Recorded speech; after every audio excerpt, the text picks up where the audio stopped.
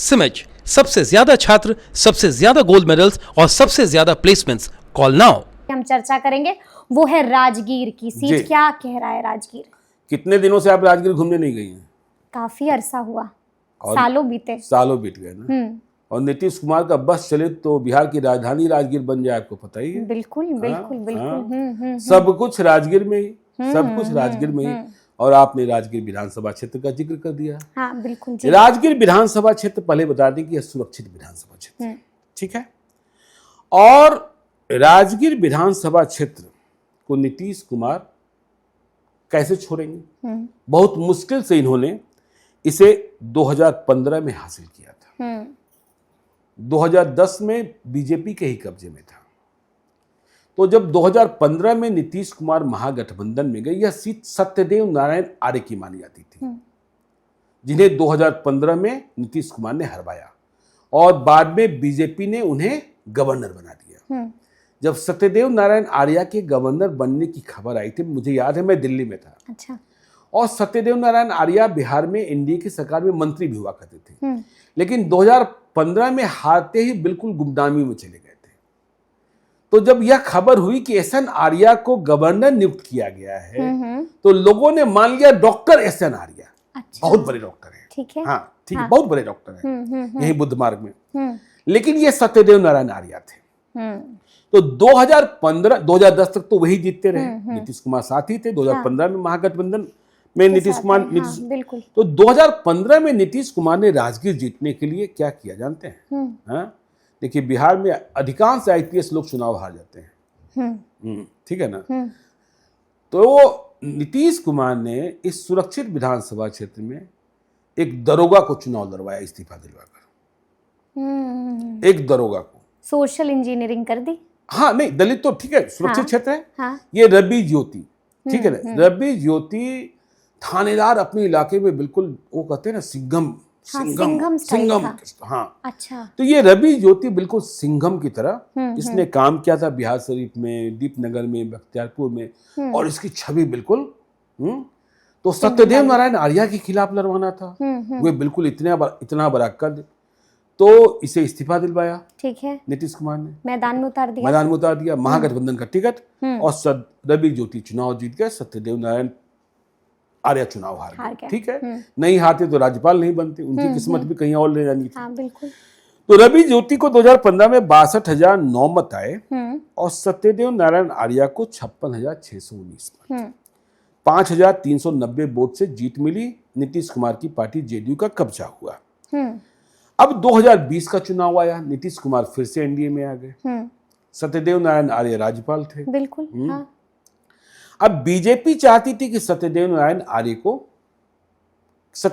आर्य के बेटे को टिकट दिया जाए, कौशल किशोर, ठीक है ना। तो नीतीश कुमार इस बात के लिए राजी नहीं थे कि हम फिर से सीट बीजेपी को दे दें, ठीक है ना। लेकिन आपसी तालमेल में इतना दबाव था तो उन्होंने कहा सत्यदेव नारायण आर्य के बेटे को हम ही चुनाव लड़ा देते हैं, कौशल किशोर। सीट जेडीयू के खाते में रहेगी। अब सीट जेडीयू के खाते में लड़ाना है सत्यदेव नारायण आर्य के बेटे कौशल किशोर को। तो अब समस्या हो गई कि यह तो जीती हुई सीट थी, रवि ज्योति उम्मीदवार थे। बिल्कुल। तो रवि ज्योति को उन्होंने भरोसा दिया कि तुम चुनाव मत लड़ो, तुम्हारा एडजस्टमेंट हम करते हैं। देखिए नीतीश कुमार के बारे में यह भी मानना चाहिए कि जब अब तो थोड़ी सेहत को लेकर सवाल होता है कि नीतीश कुमार ने यदि कमिट कर दिया तो उसे फुलफिल करते हैं। लेकिन रवि ज्योति को लगा कि हम एमएलए हैं, एक्स एमएलए हो जाएंगे, पता नहीं फिर क्या होगा, हाँ पता नहीं फिर क्या होगा। देखिए 5 साल जब आप राजनेता रह जाते हैं तो फिर सिंघम वाली छवि खत्म हो जाती है। तो रवि ज्योति से प्रतीक्षा नहीं किया गया। अच्छा।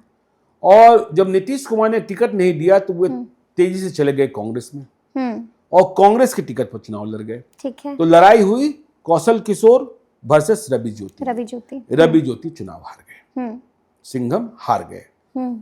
जो सिंघम तब थे अब आउटडेटेड हो गए। कौशल किशोर को 67,191 मत आया, रवि ज्योति को 51,143 मत आया, 16,408 मतों से जीत हार हुई।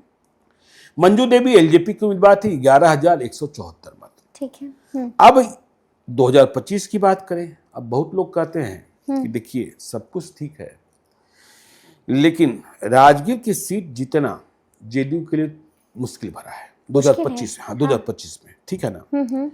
तो रवि ज्योति फिर से चुनाव लड़ेंगे और कौशल किशोर जेडीयू से फिर से लड़ेंगे, अभी तय मान है। बीजेपी की सहमति भी रहती है। रवि ज्योति कांग्रेस में बने हुए हैं और एक दूसरे उम्मीदवार की चर्चा भी इधर के दिनों में बहुत हो रही है। अमर आजाद भीम आर्मी वाले। हाँ जी जी जी जी जी। रवि ज्योति दरभंगा से रहने वाले, लेकिन चूंकि इधर के थानों में उन्होंने काम किया था इसलिए इधर ही छवि बनी थी, इसलिए राजगीर को उन्होंने अपना कर्म क्षेत्र बना लिया। अमर आजाद यहीं के रहने वाले हैं। अमर आजाद 2020 के चुनाव में एलजेपी के टिकट पर उत्तर बिहार से कहीं से लड़ रहे थे। अमर आजाद की मुलाकात इधर के दिनों में आपने देखा कि राहुल गांधी से लगातार नजदीकियां बढ़ी हुई है। जब कुछ वक्त पहले कांग्रेस में भी राहुल गांधी की जब राहुल गांधी की सभा हुई तो वो बिल्कुल साथ दिखे थे। तो अब रवि ज्योति या अमर आजाद, ठीक है ना, कांग्रेस की सीट है महागठबंधन में, इस पर कोई कंफ्यूजन नहीं है। प्रशांत किशोर की पार्टी सत्येंद्र पासवान है। ये पहले मुखिया थे और पहले आरजेडी में रहे हैं। तो ये स्थिति है राजगीर विधानसभा की। राजगीर जो ग्राउंड जीरो के रिपोर्टर्स हैं वह कह रहे हैं कि इस बार कौशल किशोर के लिए कठिन है। लेकिन नीतीश कुमार का गिर जिला है। नीतीश कुमार क्या प्रयोग करते हैं, क्या प्रयोग नहीं करते, यह देखने की बात, ये वक्त बताएगा। तो इसी तरह से बिहार इलेक्शन पॉडकास्ट में हम आपको बताते रहेंगे कि अलग अलग विधानसभा सीटें से क्या कुछ खबरें निकल के आ रही हैं। तो फिर ये पूरी बातचीत, ये पूरी चर्चा आपको कैसी लगी है, कमेंट करके हमें जरूर बताइएगा। तो ऐसे तमाम अपडेट्स के लिए बिल्कुल ऐसे ही हमारे साथ बने रहिएगा और देखते रहिएगा लाइव सिटीज। बहुत शुक्रिया।